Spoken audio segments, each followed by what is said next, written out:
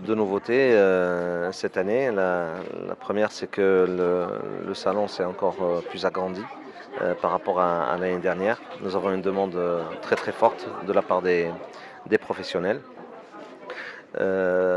Et nous avons distribué et commercialisé l'ensemble des stands à partir de la deuxième semaine de mars.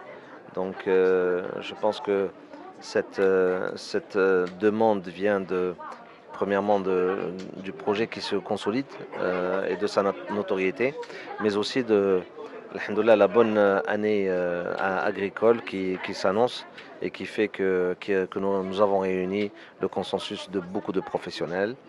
Nous avons la thématique du salon qui est la logistique et les marchés agricoles. Et combien est importante aujourd'hui cette thématique dans la conjoncture où nous vivons, dans ce monde globalisé, dans ce monde d'accords et de partenariats et de zones de libre-échange, d'accords de libre-échange. Donc la commercialisation est quelque chose de fondamental parce que c'est ce qui nous permet de être rassuré par rapport au positionnement compétitif de nos produits et à la qualité de nos produits.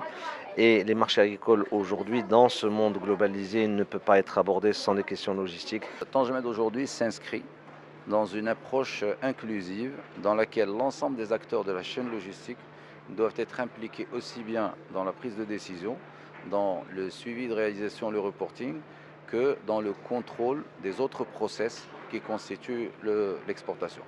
Aujourd'hui, les corridors se sont faits par eux-mêmes, puisque l'autoroute qui relie Agadir à Tangemed est aujourd'hui la principale source de marchandises qui arrivent à Tangemed, avec plus de 45 000 camions à l'export.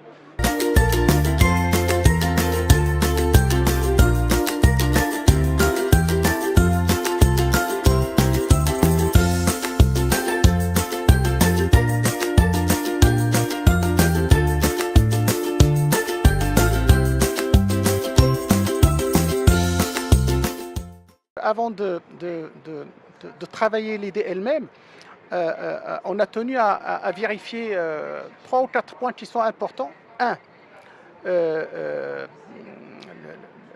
niveau de perte, le niveau de perte au niveau de la filière qui est estimé aujourd'hui en moyenne à 30% sur une période de stockage de 6 mois. C'est énorme. Et ça peut aller jusqu'à 60% en cas de conditions climatiques très mauvaises pour disons, le stockage de l'oignon. Deux, on a tenu également à comparer le coût de stockage par système traditionnel et le coût par système moderne. Et c'est pratiquement la même chose. Donc ça, on ne demande pas un surplus pour ce petit producteur. C'est vraiment le même coût. Trois, l'impact sur les producteurs eux-mêmes.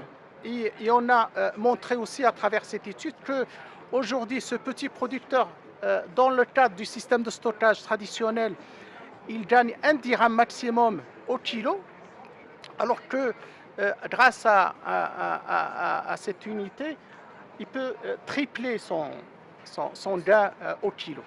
Alors le rôle de la femme, peut-être, il y a 2 chiffres, je pense qu'ils sont importants là aussi à souligner. Le premier, la femme dans ces petites exploitations agricoles, elle consacre pratiquement 54% de son travail à la production agricole. C'est beaucoup plus que ce que fait l'homme au niveau de ces petites exploitations agricoles. Et 2, la contribution aux revenus, là aussi c'est une première, c'est la première fois qu'on arrive à estimer, à chiffrer sa contribution aux revenus agricoles. Alors globalement, dans 3 zones, il dépasse les 50%.